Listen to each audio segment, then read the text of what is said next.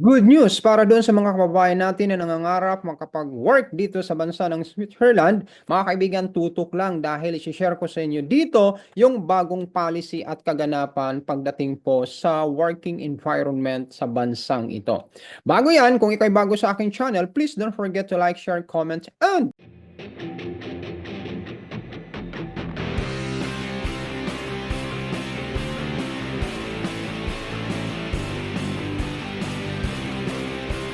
subscribe para updated ka sa mga upcoming videos natin.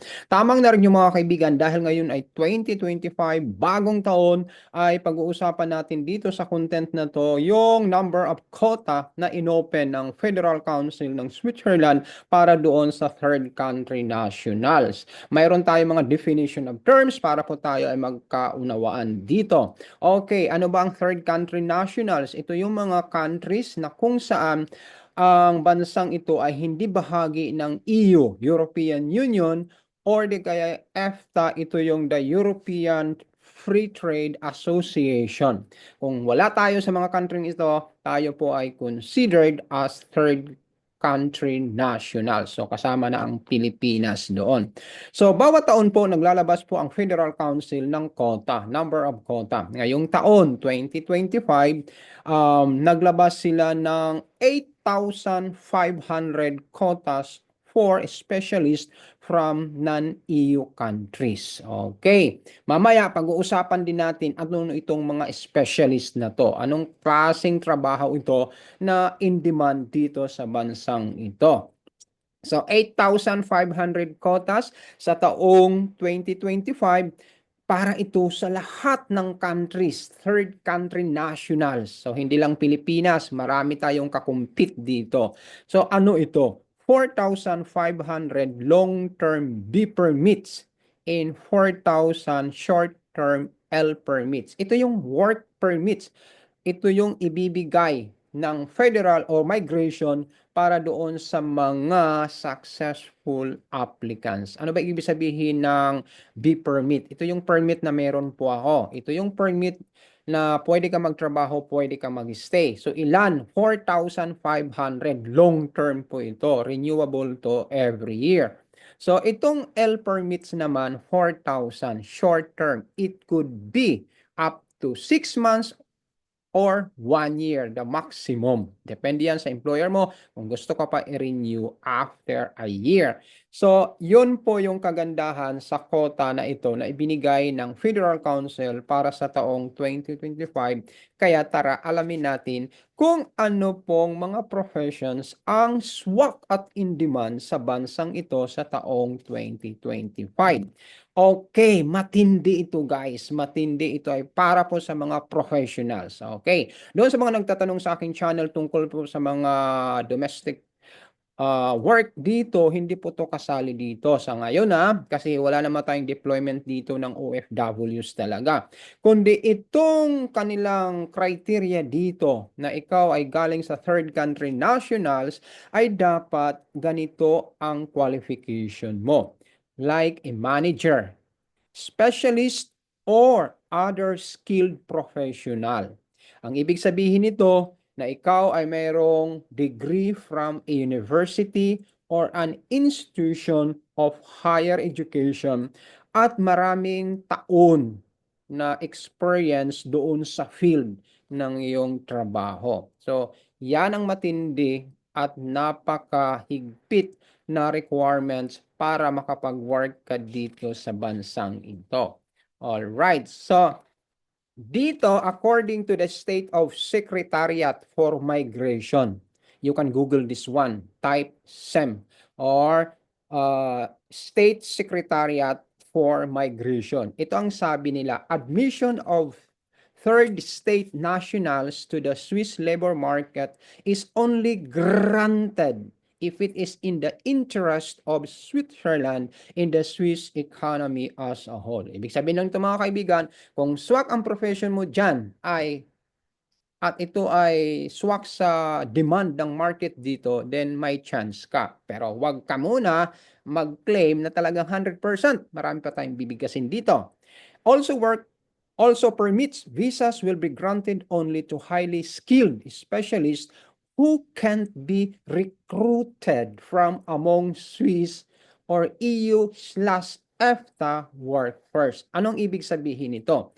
Kasi guys, dito sa Switzerland, ang priority talaga nila ay galing sa EU countries, member of European Union, and EFTA, yung sinabi ko kanina, at kung wala silang makuha roon ng mga candidates, ng mga applicants mula sa EU EFTA, ay saka lang sila kukuha ng third country nationals para i-fill in doon sa vacancy na yon. So, ganun katindi. All right. So, what exactly does this mean? You may be wondering who this highly skilled specialist. Sino nga ba ang mga specialist? Okay, sino ba silang skilled? Okay, ito ang mga sumusunod. Ito ay base sa report ng EURIS. Ano naman ang EURIS? Definition of term tayo. Ang EURIS po, ito po ang European Employment Services. Ito ang kanilang pakahulugan, yung salitang skilled specialist. Kasi marahil pag narinig natin, ano ba yung specialist? Kasi sa Pilipinas, meron tayo mga specialist, katulad accounting specialist, o ano-ano pang specialist. Pero anong klaseng specialist ang hinahanap nila pag ginamit nila ang term na skilled specialist? Okay. Sa ngayon po ay mayroong 41 percent shortages dito po sa occupations nito dito sa Switzerland ayon po sa EURES. Ito po yung mga sumusunod. Kapit na mga kaibigan, kung profession mo ito, chance mo na ito. Okay, environmental engineer, agricultural technicians, computer network professionals, systems administrators, database designers and administrator, applications programmers, software developers, special need teachers. Ito yung mga special. Alam nyo na. University and higher education professors, physiotherapists. Ito po yung mga highlighted na mga professions na open para sa third country nationals. Okay. Kung pasok ka dito, try your luck. Okay. So, ang sabi sa atin dito mga kaibigan, yung diploma natin galing sa ating country, okay, ito ay enough siya in a way sa mga IT or engineering or teaching. Enough naman siya. Kaso lang, kailangan i-magnify pa natin to, palakasin natin, and it requires the candidates to get a Swiss certification. Kasi dito po, mayroong 26 cantons. Depende kung saan kanton ka. Halimbawa, Zurich. Halimbawa, Basel. Mga ganon, Geneva. Yan, canton po yan. 26 cantons sila. Meron dito at mayroong kanya-kanyang work policy ang bawat canton. So, kung sa kanton na pupuntahan mo, nire-require ka ng Swiss certification, lalo na sa teaching, mga kaibigan, hindi naman mahirap. Ibibigay ko sa inyo saan kayo pwede magpa-accredit o magpa-evaluate. So, okay. So, doon sa mga, okay, teachers are offering foreigners a chance to earn a certificate of advanced studies, providing basic knowledge of the Swiss education and school system. Okay, teachers with foreign teaching diplomas can apply to the Conference of Cantonal Directors of Education to have their diploma recognized in Switzerland. So, yun pong ibig sabihin nito kung sa profession, sa pagtuturo, in special education, kailangan ma-recognize ang iyong diploma sa cantonal director na ito.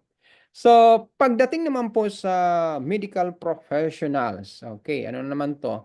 About 40% of doctors and nurses working in Switzerland right now come from the European Union, primarily from Germany. Bakit Germany? Kasi Germany is close to Switzerland. 15 minutes away, nandito ka na sa bansang ito.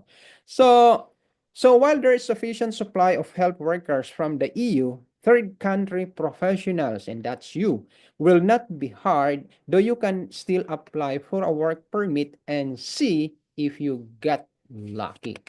Mga kaibigan, ito na sinasabi kong mahirap pero masaya kung makakuha ka. At ito pa, beware. However, that you will not only get an authorization to practice in Switzerland, but also be proficient in the language of your canton. Kung German, ang Deutsch ang gamit ng kanto na to, kasi hindi naman lahat dito ay Deutsch ang ginagamit, pero majority of language spoken here is Deutsch or German. Some parts ay French and some parts are Italian or Romanish. So, pero majority nga, sabi ko sa inyo, mag-aral ka ng Deutsch bago ka pa pumunta rito. Kung doon sa mga nabanggit ko mga professions ay isa ka doon, then mag-aral ka ng German or Deutsch language. Okay, how can you apply for a job in any of these professions as a third country nationals? Ito yung sabi sa atin. Basahin ko para klaro sa inyo ha. Even if you are part of the in-demand professions listed above, yung na-mention ko kanina, it doesn't automatically mean you will be hired. Your odds are certainly better than someone's without special qualifications, but you still must go through an approval process. For instance, before a work visa can be requested from a Swiss embassy or consulate in your country, certain important administrative step must be undertaken first. Ito yung pinakamatindi. Kapit, pakinggan nyo to kung paano kayo makakuha ng job offer dito. Okay. The first and foremost among them is actually having a firm job offer on an employer willing to hire you. Ito yung kadalasan tanong sa akin ng mga subscribers ko, followers ko. Ang sabi nila, paano mag-apply? Mga kaibigan, ang unang dapat meron ka ay magkaroon ka ng job offer. Dahil third country national ka. Unlike kung galing ka or part ka ng EU or EFTA, punta ka lang dito with your passport. No need ng iba't iba pang mga administrative na kailangan. Punta ka lang dito, apply ka ng work, okay na. Pero tayo mga third country national, kailangan muna natin ay merong job offer. Okay, tanong nyo next, marahil. Paano? Saan ako mag-a-apply? Guys, hindi kasali dito kung saan mga companies kayo mag-a-apply. Pero, ang aking suggestion sa inyo, bukas naman po ang online. Hanap kayo ng legit yang companies dito sa bansang ito at doon kayo mag-send out ng iyong application. Okay, Google lang ang kailangan natin pero make it sure legit siya. Okay, daming scammers sa panahon natin ngayon. So, maging wise tayo. So, kung makakuha ka ng job offer mula sa Swiss company, ito yung panghahawakan mo. Bakit? Bibigyan ka ng job contract. Pag may job contract ka na, ito ay attach mo doon sa pag-apply ng work visa kung saan country naroon. And the rest, katulad ng work permit, trabaho na po yan ng employer mo, kunan ka. So, ang gagawin mo lang, job offer, kung nakakuha ka ng job, mayroon kang job offer na, mayroon kang job contract, then mag-apply ka ng work visa, at ikaw ay kukunan naman ng work permit dito. So, basic po yun, pero napaka-importante pong requirements yan para po ay makapag-land ka ng work dito. So guys, dito lang muna tayo sa ating content na ito dahil sobrang haba. Tawag nito, bagamat napansin nyo sa lahat ng binanggit ko, very challenging and that's very true. Okay, very challenging. Pero what if inalaw ka ng Diyos? Pinagpala ka, makapagtrabaho dito. Why don't you try? Wala namang masama kung ikaw may paulit-ulit na mag-a-apply online doon sa mga professions na aking nabanggit.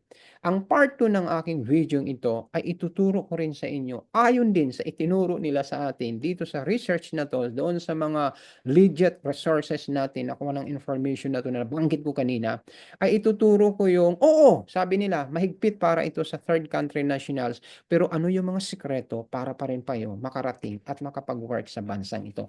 Abangan nyo po yan doon sa next video kong ilalabas. So ngayon, nagpapasalamat muna ako sa inyo. Happy New Year! Good luck guys! Walang mawawala ng pag-asa. Laging lumaban! Lumaban! Magandang bansang ito. Pag dito ka nag-work, nako, ikaw na mismo magsasabi. Napaka masaya kang you're the happiest person I could say. Okay. Thank you and please don't forget to like, share, and comments, and subscribe. At higit sa lahat, hampasin nyo na ang aking pong notification bell para updated kayo sa mga upcoming videos. Kasi pag hindi nyo hinampas yan, kahit anong upload ko ng videos, walang notif sa inyo kasi hindi kayo hindi nyo clinic yung notification bell. Oh, paalam muna. See you next time. Bye.